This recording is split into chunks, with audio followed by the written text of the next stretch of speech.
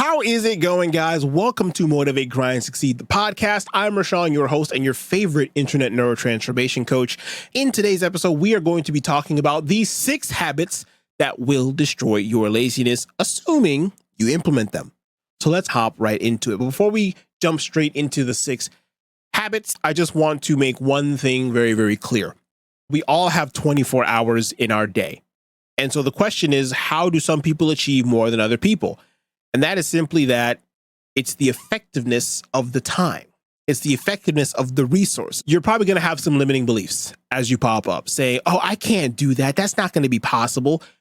When those pop up, remember that all of those are closed thoughts. They're all closed thoughts. It prevents you from thinking creatively. So as you go through this episode, when those thoughts come up, reframe them to a, how can I do this? How can I modify this to fit into my schedule? How can I figure out how to make these things work? Number 1 habit to help you destroy laziness is to just get moving. Action creates action, and inaction just creates more inaction. When you don't feel like doing something, you want to physically move, physically get up. You can do things like 50 jumping jacks, 20 burpees, 25 push-ups. If that's too much, a 10-minute walk, but you want to get moving. This is why sometimes it's so hard to get up in the morning. You'll wake up, hit the alarm clock, snooze, and you'll go right back to bed because you were in a period of inactivity. But if you need to get up after your period of inactivity, you find a way to lower the activation energy. So that way, when you need to get up out of bed, the inaction turns into action and then you start to do. Again, this is why some people will work out first thing in the morning. Now, me personally, I'm not a big workout in the morning type of guy.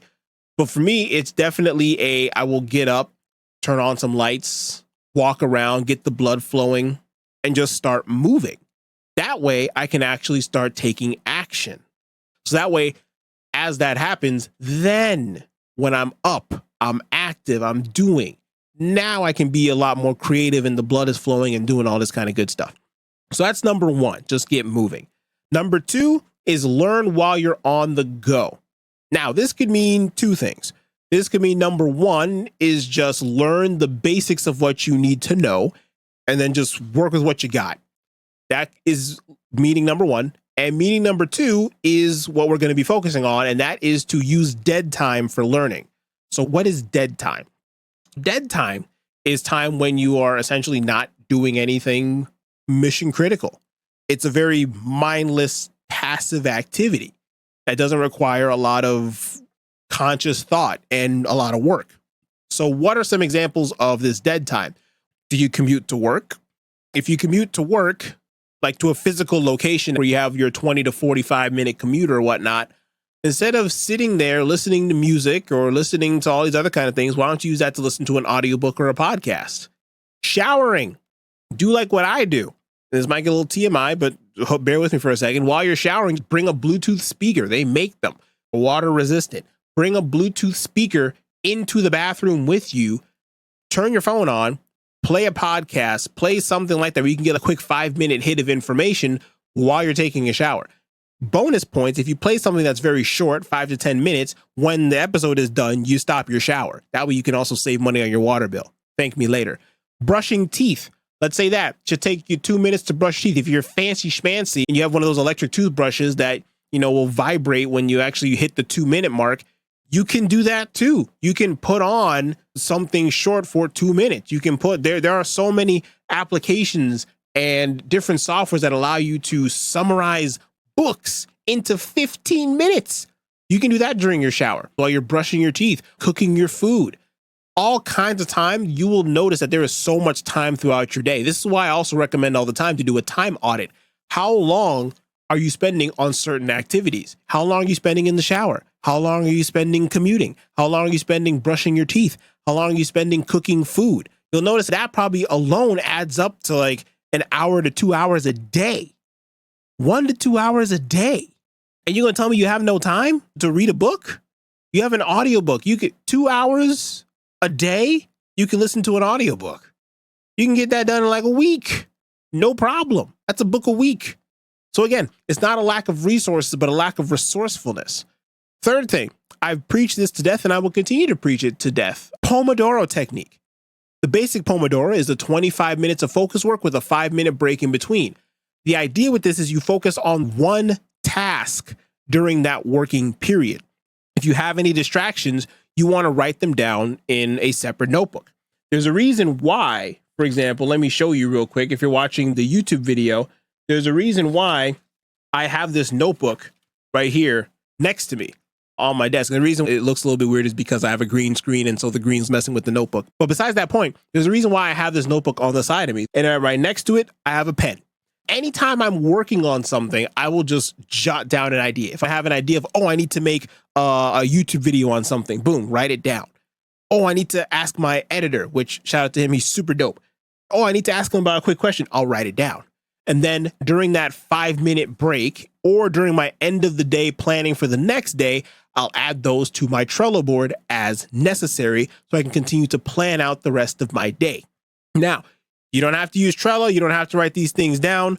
But my recommendation is at least find some way to jot down ideas and distractions that come up. I can't tell you the amount of times I was just sitting and scripting a video, and then a random thought came into my head of, I wonder how much this wireless pair of Bluetooth headphones cost. I kid you not. I will just randomly have that thought. Instead of breaking my Pomodoro and my flow state, I'll just go in my notebook and I'll just go write down, look up cost of Bluetooth headphones, put it down, get right back to work. Now it's out of my head onto paper. So now at the end of the day, when I'm chilling and I've got my phone with me, I go research Bluetooth headphones because that's just what popped in my head to scratch that little itch.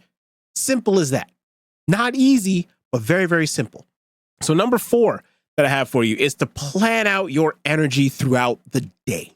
Identify your most productive times of the day based on circadian rhythm, when you get the most amount of energy, and plan the most intensive task during that time period. Now, Eat the Frog usually says you want to do the toughest task first thing in the morning. Me, I know myself, I'm a person who is very groggy first thing in the morning for quite a while. So for me, eating the frog is not going to work. I'm just going to get frustrated. I need to warm my brain up with smaller administrative tasks like answering DMs, checking an email or two, or seeing if some other person had messaged me about something important. Warm my brain up with that, get the juices flowing. Then after I'm warmed up, usually afternoon to evening, it tends to be my time where I'm just going. I am just pounding pavement, bro. I am going in. That is my time to just zone in and go, which is very hilarious where we're going to have point number 5, which is to set up a cutoff time. But before we get to that, again, you want to plan your energy out throughout the day. For example, find the time when you are most productive. Let's say for you, it's in the morning. You want to have your creativity time in the morning when you're the most productive. After that point in time, you start hitting the dead zone. Then from there, it can become more mindless activity of planning, scripting, whatever you got to do for your business or whatever it is that you're working on. Try to focus on that in there. And then maybe when you hit another little bit of energy peak in the afternoon, maybe then it's more creativity. Maybe it's more recording because now you've got more energy. You can work with that. Now, I know this is going to be different for different people. Some people who work in the corporate life, that's going to be a little more difficult. I work in corporate too. It's going to vary from person to person. The point is, it's not a lack of resources, but a lack of resourcefulness. Even though you're working a 9-to-5 job, how can I tweak my day-to-day schedule to allow for me to be more creative at times? I know I need to always be next to my computer, but can I put a pause on email? Can email wait versus answering a Slack or a Teams message? Email is a lot more administrative. Doesn't need my attention right now. And then even on top of that, you can still take in information. Let's say you get 2 or 3 different Slack or Teams messages or whatever. You can still Eisenhower matrix those messages. Whether you realize it or not, subconsciously or consciously, you're Eisenhower matrixing the messages and emails that you get. All I'm asking you to do is just put it into conscious thought with planning out the energy. Flashback to number 5 now is having a cutoff time. So you want to set a specific time to stop working every single day. This helps you to maintain your work-life balance and prevent burnout, which is very, very, very, very real. Ask me how I know. So for example, let's say you're working on a business, right? You're not a 9-to-5er, you got a business. Let's say you set your stop time for 6 p.m. So once 6 p.m. hits, whatever you're doing, you stop. That's it. You shut down the computer. You're done. I don't care what email you got to send, what message you got to send. 6 p.m. You told yourself that, because otherwise what's going to happen is you're going to have your work creep into the rest of your life. Next thing you know, you're going to be working until 6 p.m. Next thing you know, it's 6:10. It's like, oh, okay, well, 6:10. That's kind of a weird time to stop. So I'll just do this till like 6:30. Next thing you know, oh, I worked past 6:35 now. I'll stop at 6:45. And then you get to 6:45. It's like, oh, it's 6:46. I think I'll finish at 7. Just send 2 more emails. That's all I'm going to do. 2 more emails. And we all know how that goes. Next thing you know, it's 8:30 at night. You work for another 2.5 hours. Stop at 6. You said you're done at 6. This is one thing, again, working in corporate, it has taught me very, very well.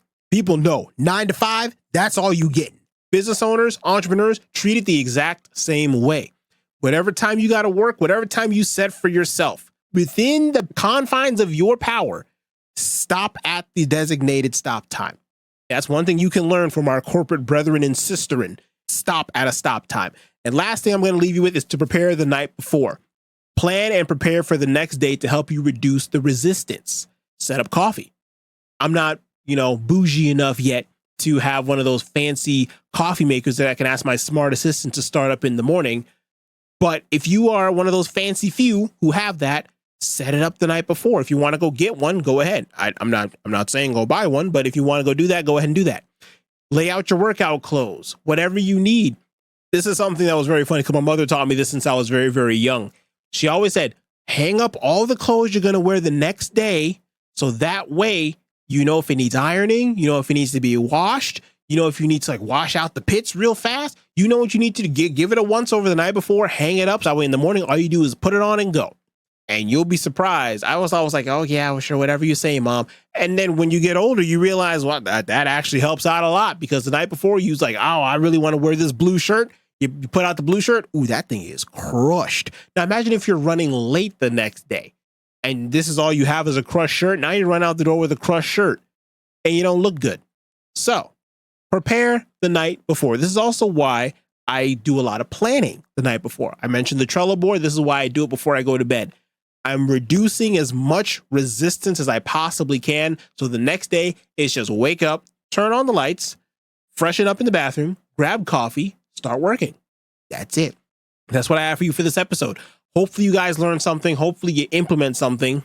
And I will see you guys in the next episode. And guys, that's going to wrap up this week's episode of Motivate, Grind, Succeed, the podcast. Guys, again, if you like what you heard, be sure to subscribe to the show for weekly uploads. If you love what you heard, be sure to sign up for that email list. And if you hated what you heard, be sure to share with somebody who will appreciate it. Also, if you guys want to get access to the show notes or any kind of resource or link or to anything that was referenced in this episode, be sure to check out that episode description below. You'll also find the contact information, any freebies, or any sort of thing from our little corner of the internet. Check out the episode description. It's going to be an absolute gold mine for you guys. Until next time, take care, and I will see you in the next episode.